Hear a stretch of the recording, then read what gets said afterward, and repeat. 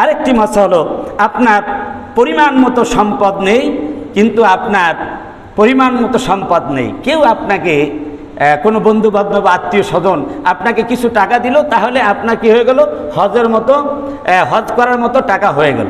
অথবা একজনে আপনাকে পরিপূর্ণ টাকা দিয়ে দিল, তাহলে এই টাকা দিয়ে আপনি হজ করতে পারবেন কি না। এখানে দুইটা বিষয় আছে। কেউ যদি বদলি হজের জন্য বলে তাহলে তো বদলি হিসাব হবে, তার হজ করতে হবে।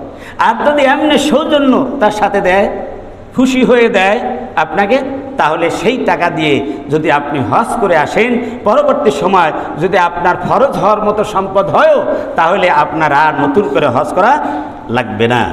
এরপরে আমাদের সমাজে আরেকটি জিনিস চালু আছে যে অবিবাহিত কন্যার পিতামাতা হজ মানে করা ঠিক হবে না।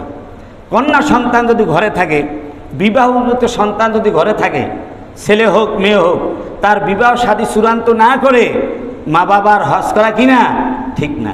এটা সম্পূর্ণ একটা ভুল ধারণা। এটা কখনো কি, কারণ সন্তানের বিবাহ যথাসময় আল্লাহর হুকুম হয়ে যাবে, আর আপনার হজ যখন ফরজ হয়েছে, সুতরাং যথাসময় আপনাকে কি করতে হবে, হজ আদায় করতে হবে।